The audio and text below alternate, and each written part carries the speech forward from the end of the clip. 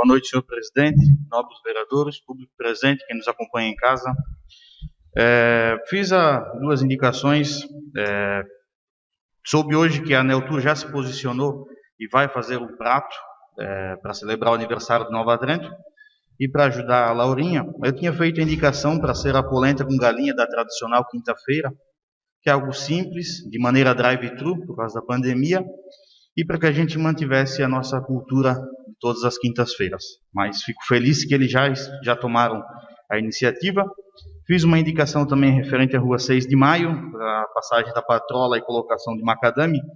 Segundo um dos moradores, o problema principal é o final dessa rua, o qual é um pouco esquecido. Então, fiz a indicação.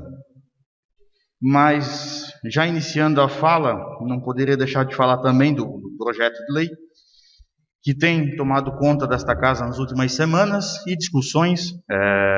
Desde que esse projeto entrou, me coloquei à disposição para buscar alternativas, porque a gente sabe que é um projeto de emenda da Constituição, sancionado no Planalto, e que os municípios e estados devem se adequar. Mas, como tudo sempre tem alguma saída, cabe a nós estudar e buscar alternativas. Dentro dos meus estudos, eu cheguei a duas alternativas e propus duas emendas. A emenda que joga esse desconto para 2022, onde a gente já pode contar com reposição salarial, ela se dá devido a uma omissão que a emenda à Constituição Federal dispõe. A emenda à Constituição deixa definido a data para os servidores federais deste ano terem a sua alíquota reajustada. Mas eles não determinam prazos para os municípios e os estados.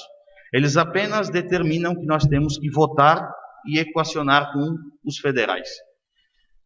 Visto esse buraco na legislação, nos dá a oportunidade de jogarmos isso para 2022, ano que o Poder Executivo pode sim ali conceder a reposição salarial e assim não impactar profundamente os servidores.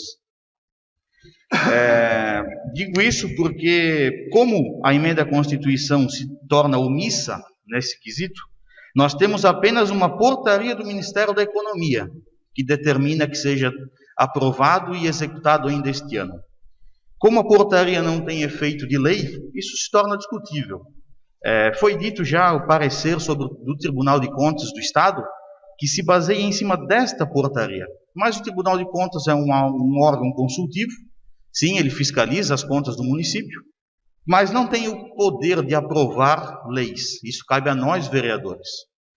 É tido de que talvez a gente possa responder algumas questões referente a essa aprovação jogando para 2022. Mas nós somos vereadores para isso. Nós somos eleitos pelo povo para estar nessa casa e tomar posições. Se talvez recair algo sobre nós, nós vamos ter como nos defender e dizer que nós apenas estamos fazendo o nosso papel. Nós não podemos fugir da responsabilidade. E por isso eu digo que voltando o projeto e aprovando as emendas, nós não estaremos nos omitindo, nós estaremos construindo uma situação e uma possibilidade dentro do que a lei federal nos permite. Nós temos esse poder e por isso que o voto cabe a cada um dos vereadores, e deixei as contribuições através dessas duas emendas para que a gente resolva esse problema de uma forma que não impacte o servidor público municipal que já sofre há muito tempo com a defasagem salarial. Dito isso, eu também não poderia deixar de citar sobre a reforma administrativa. Por quê? Foi licitado a R$230 mil. Na última sessão, o vereador Max trouxe que foi pago apenas 87 mil. Se foi pago 87 mil, foi porque a empresa não fez a reforma administrativa completa. Porque se ela venceu uma licitação por 230, se ela entrega 100% dos serviços, ela cobraria os 230. Se ela cobrou apenas 87 mil, é nítido que ela não executou os serviços na sua integralidade. Faltou os 100%. Porque ela foi contratada para dar a solução, para aplicar a reforma administrativa. Em mais de 2 anos e meio, ela assim não o fez. Tido isso, foi dito que a empresa trabalha há 30 anos com consultorias no município. Se ela faz consultorias há 30 anos em Nova Trento, ela não soube antes de dar a opção de licitar a reforma administrativa que ela não seria colocada em prática? Se ela está aqui há 30 anos, ela deveria conhecer a nossa estrutura como ninguém, como nenhum prefeito conhece, porque ela está aqui há várias gestões. Então, se ela não entregou o objeto da licitação em 100%, ela tem que responder a um processo administrativo. Por quê? Acabaram os prazos, ou onde que estão as justificativas plausíveis para a extensão do contrato há tanto tempo, sendo que ela tinha um prazo em licitação para entregar a reforma administrativa. Ou então, se foi dada como completa, nós também temos que fazer o processo administrativo porque ela não entregou o objeto. Isso, no mundo das licitações, respondendo ao processo administrativo, ela corre o risco de ficar 5 anos sem poder licitar com a iniciativa pública, porque ela faltou com o objeto.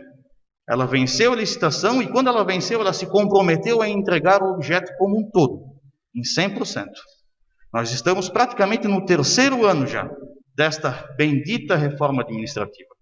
Então, se ela não entregou o objeto ao poder público municipal, ele deve sim mover uma ação contra essa empresa.